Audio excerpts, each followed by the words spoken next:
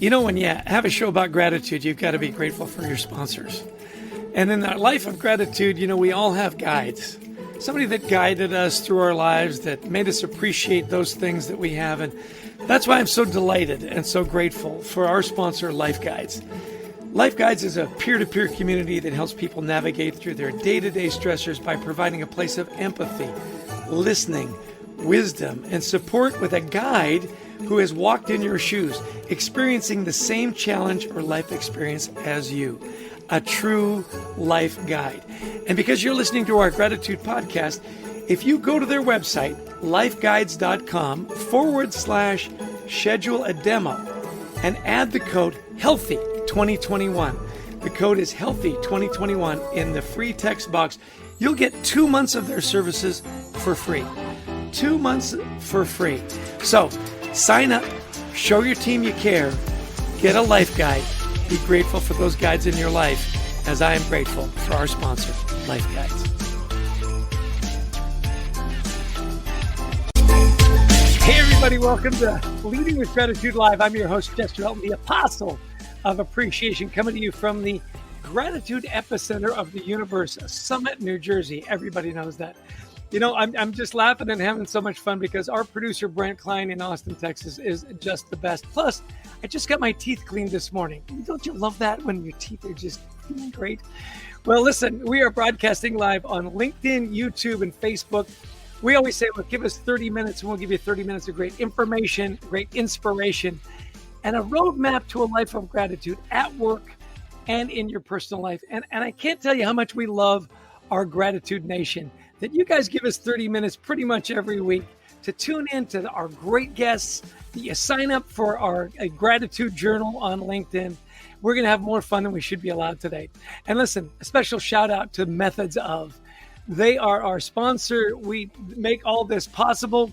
Go to methodsof.com. If you're going to invest in your leadership development, there's only one place to go, methodsof.com. Well, I want to introduce you to my new friend. His name is Tom Finn. You're going to love him. He brings great energy, and he's got a phenomenal company that we're going to talk about called LeggUP. Tom is the co-founder and CEO of LeggUP, a professional coaching and preventative mental health platform created for enterprises of all sizes. Driven by Tom's vision of making career development well-being programs easy and scalable, LeggUP seamlessly integrates world-class coaches and therapists, proprietary science-backed assessments, and ROI dashboards into one easy-to-use platform. Tom is the thought leader brain trust behind Talent Insurance, providing professional coaching for a fraction of the price to small group employers across the U.S.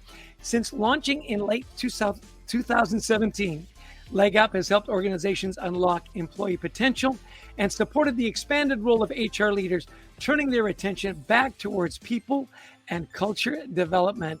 He speaks our language. We are so excited to have you on the show, Tom. Thank you for giving us your time. Chester, it is so great to be with you and great to be with all of your fans out there. I'm really looking forward to the conversation. It'll be great. And listen, all you fans out there, all you viewers, you're going to have questions for Tom about mental health, about his company. What are the trends? Put it in the chat box, and then we will go to the Question Command Center in Wichita, Kansas. The indomitable Janice Perkins is there. She'll be curating the the chat and wave to the crowd. Every now and again, Janice has got a conflict that doesn't show up, and the show is just not the same. It's just not the same without you, JP. Great. Well, listen, let's jump into it really quick. Marvel Comics dominating, the movies. It's all about the origin stories. Wolverine, Canadian, as you know. Give us the origin story of LeggUP, Tom. Like, how did this come to be, and why are you so passionate about it? Well, look, I'm going to have to take my cape off first to go back in time. But I will tell you that I was like everyone else, working in corporate America, doing the best I could, trying to get promoted, trying to do the right things. I was building teams, and I was doing this at a pretty young age in my late 20s, and I sort of hit a point where I felt like I was a bit over my skis. I didn't quite have the tools to develop the team that I was managing the way that I really wanted to, And what happened to me was I was overcome with a lot of anxiety, and it showed up, and it manifested in the way that I managed. It manifested in the way that I led teams. Now, we were successful despite of it. The business numbers were there, but I just didn't feel like I had the tools and skills to really take things to the next level in my career. And I thought, how is that possible with everything we have going on in the world that is so positive? We have so many things at our fingertips. How can I not get the support I need from the one thing that pays for everything else in my life, my job? And so I asked for, and to the credit of my company and my management team at that time, they said, gosh, let's look into it. And then they came back and said, it's about $30,000 to get you an executive coach. And I thought, how is that possible? So at any rate, later on, I ended up leaving the company. I went to a competitor. I took a bigger job despite sort of some of the internal feelings that I had. And we were successful again, but this time I got a coach. And that coach, that business coach, helped me with some very clear outcomes, pushed me beyond where I thought I could be pushed to start a company to do this for everybody else, to build a place where you can go and get the support that you need in your career.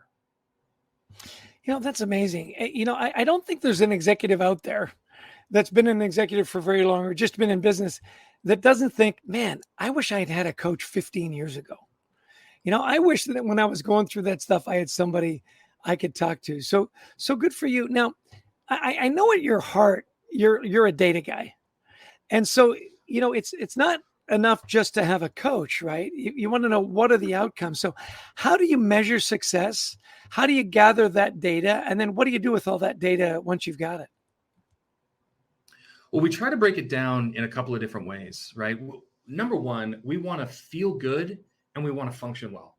We all want to do that. There's no difference between me or anybody else on this discussion today. We want to feel good. We want to function well. So what are the scientific components that sort of lead up to feeling good and functioning well? And for us, and for me personally, it really comes down to productivity and well-being. You can't be productive if you're not well. And if you're not productive, you're not going to have a high sense of well-being. So we take a very serious to measuring productivity, measuring well-being, and it's a very holistic approach. It's hard to leave your work life and your home life separate in today's world. And I think we all have to get comfortable by saying, that's okay. It's okay to bring your work and your life and have them blended, but we have to be more thoughtful and more intentional about understanding where productivity and well-being can be supported both in the home and certainly in the office, if that's where people are today. I think particularly through COVID, you've got the hybrid model. So many people are still working from home.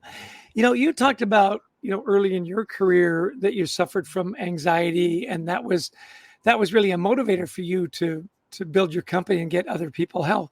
What are you seeing? We just finished our book, Adrian Gostick, my co-author, and I, on anxiety at work.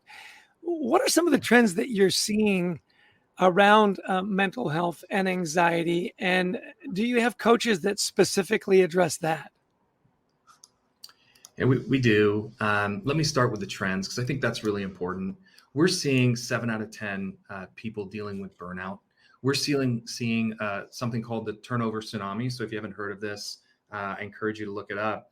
Really, what 50% of employees today are looking for a new job, new employment, right? So people are feeling burnt out. They're not getting the support from their employer that they should be. And ultimately, that's leading many folks to be looking for new opportunities, which they shouldn't have to do. Now, when you start to unpack it a little bit, there are ways to improve emotional health. There are ways to improve burnout. There are ways to improve relationships. And all of that can have a positive impact on your physical health as well. So think about it in a very, very simple way. I always tell everybody it's between the ears, right? So how we behave is all between the ears, and the things that we give ourselves grace on, and the things that we pick on ourselves for is all up in our head. And so if we can really focus in some very specific areas from a mental health perspective, and we can support people with mental health tools and services in a preventative way, That is the most important place to start. And the reason I say preventative, we really need to start by helping people at work. If you've read the book Well-Being, career well-being is the first chapter. It's the first pillar of the 5 areas of well-being. And so we've really got to start with our career, understand how we support it at work, and that has downstream impacts into positive mental health for employees around the world. It is so interesting the way that cascades, right? You talk about your personal life, your work life. There's really no definitive line between that anymore, right? And it is interesting. We have such an international audience. We've got Carolyn tuning in from San Luis Obispo, California, Shafield from Mumbai, Andy from Grand Rapids. We've got Michael from Newport Beach, California.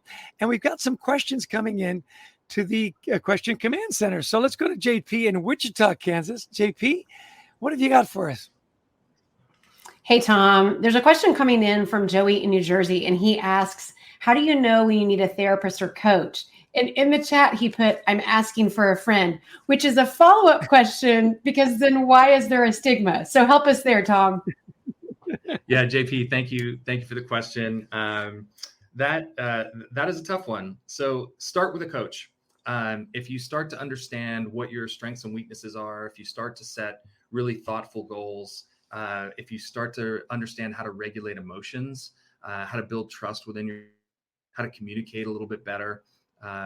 If those things are interesting to you, you would start there. Now, what we developed is a product that integrates professional development coaching on the front end, add a therapist when needed for things like anxiety, depression, anxiety due to COVID, sleeplessness. So if you're suffering from those areas of acute mental health, then you want to talk to a therapist. To be very clear,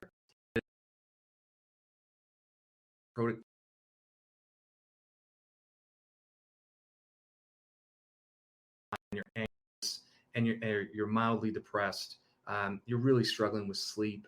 Those are the type of things we would want to get you to a licensed practitioner in your local state. And we combine that all into one product for our customers so that you as the employee don't have to worry about it. We'll get you to the right provider.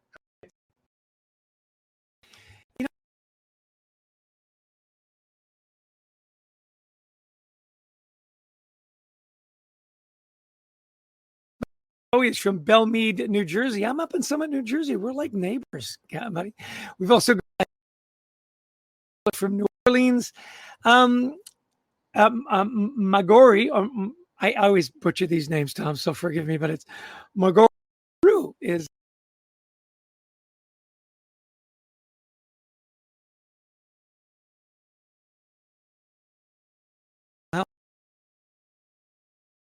really realizing how big a priority it is for their employees, how pervasive it is. Do they get it?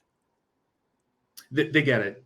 Most companies get it, and they're providing solutions that are very specific to acute mental health. I think where they're missing is they don't understand that that business has changed. We're in the era of talent empowerment, right? Talent empowerment means that all of us expect something different from our employers. We expect to have personalized experiences. We expect to be a part of an inclusive culture. We expect our management to understand that I have individual needs that are different from somebody else. And what we see happening in the market today is a one-size-fits-all approach, again, to mental health.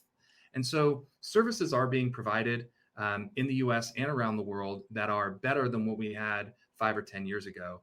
But I would argue that the movement of talent empowerment requires a completely different approach, a completely employees, professional development coaching with well-being, with productivity. And should they need additional acute support, then we can move them to a licensed practitioner from a therapist standpoint. So it's multi-pronged. And I think a lot of large employers are just going to the sort of 10% of people that really need acute support. And they're forgetting that there's 90% of their population that needs something preventative, or it may be as simple as helping people understand pressure versus stress. Excellent. We got some great questions coming in on the feed. JP, I love this next question. Time is yours. So, Tom, the question is really, how do I advocate to my organization to support my need for a coach if they don't currently do leadership development in that quadrant for a budget standpoint? Yeah, always a great question, and a tough one to answer. It goes case by case, but let me see if I can help. First thing you want to do is look at all the things that you're doing that were in the era of talent management, right? There was a time that we managed talent. In the 1930s, EAPs came into place to really help with alcohol suppression in the workplace. Then we moved forward and we had paid time off and leave. And in the 2000s, it was the wellness initiatives. So employers are spending money. They're just not spending money in the right places. And so my argument would be to your internal team is, do we really need these programs that are from the 1930s? Or do we need something that's a little bit different for our employee population and the things that they're dealing with today? And quite frankly, the employee has changed, right? We've gotten younger. Millennials are now the number one volume in the workplace. And so I think internally, you have to make a strategic decision. Do we want to live back in the 80s when, quite frankly, people were still smoking on airplanes? Or do we want to move some things forward and really start to provide tools and programs and coaching that is important? And I'll add one more thing to the end of this question. You probably have an LMS system, learning management system. It has videos. You've probably done a ton of work in compliance. You've probably had a top-down management approach for a long time. And what I would tell you is this age of talent empowerment is here, and you've got to look at it from a bottom-up approach, and you've got to give the tools to your resources in coaching, in leadership development, and management development. But here's the biggest thing. You've got to do it for all employees. We've got to managers or those that have had an advantage in the workplace, and we're giving them more of an advantage. You've got to give choice, and you've got to give support to everybody. And that's the big difference from where we were and where we're going. You know, it's so funny that you mentioned smoking on airplanes. I remember flying an American Airlines flight and they go, "Oh, the smoking section is in the back." I go, "Yeah," as if the smoke doesn't just permeate it's not, the plane's not that big. You know, hey, listen, a perfect segue for our offer for our listeners, you know, investing in yourself, leadership and management systems, and so on. Look, if you're looking to invest in yourself, no better place to go than methodsof.com. Some of the best leaders, some of the best thinkers have got wonderful courses. Sally Helgeson and how women rise, or Hortense Le Gentil, who's got all about keeping your life and your work aligned. Marshall Goldsmith, the greatest executive coach of all time, legendary, and Martin Lindstrom, just a brilliant marketer. And yes, even Chester Elton has a course on there on teamwork. Well, listen, because you're listening to our show, Leading with Gratitude Live, you go to methodsof.com, you go to checkout, you find the courses you want. If you put in Gratitude 2021, that's all you got to do at checkout. You get a 50% discount on the Methods Plus annual membership. That is such a great deal. Take advantage, methodsof.com, Gratitude 2021 at the checkout for a 50% discount. We love our sponsor, Methods Of. Listen, more people are tuning in. Victor from Switzerland, Samaya from Iran, Angela from New Orleans, Ojale, I know that's probably not how you pronounce your name, from French Polynesia, and Ed Ebeboyi from Nigeria. Want to talk to you a little bit about, you know, I mean, this is a show about gratitude. No mystery there. How does gratitude play into mental health and anxiety, or does it? Are you seeing it as, you know, as people are being coached up? Is gratitude a part of the solution? It sure is. And trying to identify what you're grateful for and what your value system is really where a lot of these discussions start. So we have to identify what our values are as a person, what we want to stick to, and how that's going to help us drive decisions. And if you start to look and frame your life in that way, then you'll start to really unpack what makes you happy inside, what gets you excited. And so I tell everybody, look, we've got to start with our value system first, understand who we are, what we're looking for out of our lives, because for all of us, it's different. It's different culturally, it's different on different continents, and it's different neighborhood by neighborhood, house by house. And so finding gratitude has been something that's really helped me in my career keep my mind from getting anxious, because anxiety is really about trying to predict the future. But if I can stay grounded, if I can think about this moment right now, and I can focus on what I'm grateful for example, I'm grateful to be with you, Chester, today. I'm grateful to be with this great audience. I'm not thinking about, oh my gosh, the business plan for next year or how we're going to grow our company. I'm thinking about how can I help people today? And if you can do that, and you can have a coach help you do that, that is not your spouse, your partner, your parents, your best friends. All those people are sent to love you and support you. But having a business professional, a coach that's trained in this, has seen it before, and that outside perspective to help you find your values, help you find your gratitude, and then help you build your skills of resiliency. That's really where this all kind of comes together. That's so great. So share with me, I know that, your business is a business of stories.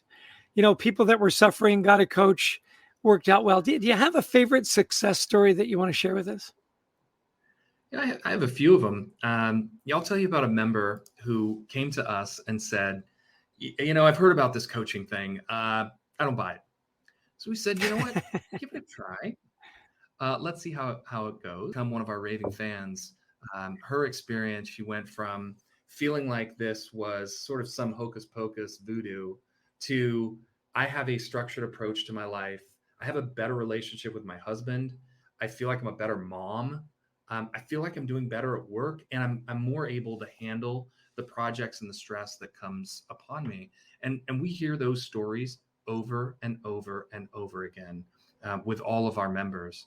And what that does is it trickles up to our HR partners.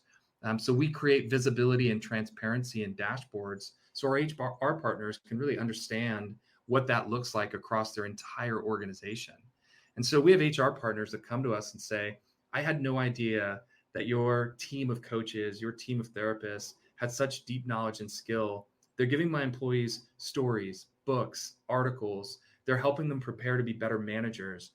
So we have a case where a company in New York, a very fast growing company, has a really young population, and they don't have any managers. They don't have any manager experience. And so we came in, we offered LeggUP to all employees because that's how we do it. We want to provide inclusive cultures. We don't want to handpick who we think is more important than someone else. So we offer it to all employees. And what we've seen is an increase in manager performance in the first 60 days, where people are really feeling better, functioning well. I'll give you two examples. They've seen an increase in their communication by 73%, and we've seen a 66% improvement in avoiding burnout. So there's two answers here, Chester. It's really helping every member one at a time with their individual needs, and then it's helping all of that come together at the organizational level to support productivity and well-being of the workforce. Perfect. So we're talking to the CEO and co-founder of LeggUP. His name is Tom Finn. A great interview. For more information, just LeggUP.com. I think you mentioned this, pretty simple, pretty easy to remember. Have I got that right? Yeah, LeggUP.com. The only thing you need to remember is there's 2 G's in LeggUP, not just one. There you go. Hey, a great leadership question. Let's go to JP in the Question Command Center. I love this question, and I'm interested in your answer. So, JP, what do you got? Hey, Tom. So if I'm a leader and you have just begun to blow my mind with the concept of this talent empowerment, how do I begin to shift that in myself? And what are the first steps I take to really move the needle to that bottom up that you're talking about? Yeah, it's a great question. And there's a few things that you really want to recognize when you start to think about empowerment of a workforce. So let's just go through them one at a time. So start to think about your programming in a different way. Number one, every employee in your company wants personal and professional growth. So write that one down, personal and professional growth. That's where we start. Everybody wants ongoing skill development, right? So that's item 2. We all want to develop our skills of us around here, and we want to do more and do more for others. The third thing is you've got to create an inclusive work environment. DEI is on the tip of everybody's tongues, but you've got to do something about it. And you've got to create programs for everybody, not just for a select few. The third thing, on-demand support. So the expectation of empowered employees is that you're providing programming that's on demand, and they can move fast, act quickly. And then the last pillar of creating a culture of empowerment is to provide personalized programs. So gone are the days of everybody sitting in a big conference room, having coffee outside and listening to one person drone on for 90 minutes. We've got to be faster. We've got to provide personalization. So all of the programming has to be customized down to an N of one or one person. So my program is going to be different, JP, than yours. It's going to be different than Chester's. It's going to be different than everybody on this call. And you have to have a variety so that people can self-select. Artificial intelligence helps put them into the right programming. And that's really how you do it. Growth, skill development, inclusiveness, on-demand, personalized programming will create the empowered workforce that you're looking to retain. Excellent. Okay, so we're in the lightning round now. We got like 3 minutes to go here, Tom. So quick and concise answers. I'm always interested in people's personal rituals for their own personal health care. So give me a couple of things that you do, that you try to do on a regular basis, that keeps you grounded, keeps you happy, keeps your anxiety low. Yeah, I'll give you a couple. Number one, I get up at 5:30 and I hit the gym in the garage. That's the first thing I do. It helps me clear my head, and it helps me find some time for myself. I'm usually not working in that 60 to 90 minutes. Number two, I've moved from reading books to audiobooks. So I've got young kids at home, like many of you. I've got another one on the way. So we're a busy household. So if I can get 15 minutes in the car on an audiobook, that helps me keep my mind fresh and think about something that isn't directly correlated to work. Excellent. So give us one thing you want people to take away from the conversation today. What's that one thing you want them to remember? I want everybody to understand that the age of talent empowerment is here. And you have the opportunity to ask your HR leader why they're not providing you services that are different than what was provided in the 1930s or the 1980s. We've got to create a movement to support people and lift people up. So join me in the talent empowerment movement. If I can help you in any way, follow me on LinkedIn at Tom Finn Talent, at Tom Finn Talent on LinkedIn. I'd be happy to support you in your career as well. But there's a movement coming, and I'm thrilled to be a part of it with you. Excellent. And in 10 seconds, where did you find your gratitude today, Tom? Well, I'm grateful to be with you. I'm grateful to be with all of these great people listening in, and just having this chat about how things have moved and changed, and the world is growing. We're all moving together, and I really feel that sense of community in this age of talent empowerment. Well, listen, this has been an awesome conversation. We're going to give one last shout out to Methods of, our wonderful name today. If you pick the course you want, and in the checkout box, all you got to do is put Gratitude 2021. You get a 50% discount on your annual membership. We've also got a wonderful little spot from our publisher. We love Harper Business. Alan Mullally, the guy that saved the Ford Motor Company, said of leading with gratitude, I love this book. And then a not so subtle call to action. Buy me, buy me, buy me. Now we're going to try something kind of fun. We've got a wonderful gratitude journal on LinkedIn. Here's the QR code. Put your phones up there. Take a picture. Subscribe. We've got 120,000 people that subscribe to our gratitude newsletter. Positive stuff. It's all free. It's all great. Well, listen, it's been great to have you on the show, Tom. Tom Finn, the CEO and co-founder of LeggUP. Find him on LeggUp.com. It's 2 G's. Here's our team. Christy, get off the phone. We're going to wait for the crowd. That's Christy in Atlanta, Georgia. And that's Tom Finn, the co-founder of LeggUP. We've got the Question Command Center, Wichita, Kansas. I'm Chester Elton, the apostle of appreciation, in the epicenter of gratitude, Summit, New Jersey. And Brent Klein, who doesn't have a camera yet, in Austin, Texas. Listen, be grateful, be kind, be of service. Join us next week. We're so delighted to have you with us. Turn up the music, Brent. We're going to dance it out. That's our tradition. Tom, give us your best moves. None of us are very good. It's not going to be embarrassing. Halloween. Take care, everybody. Thursdays at 1 o'clock. It's Leading with Gratitude Live. We'll see you then. Brent, take it.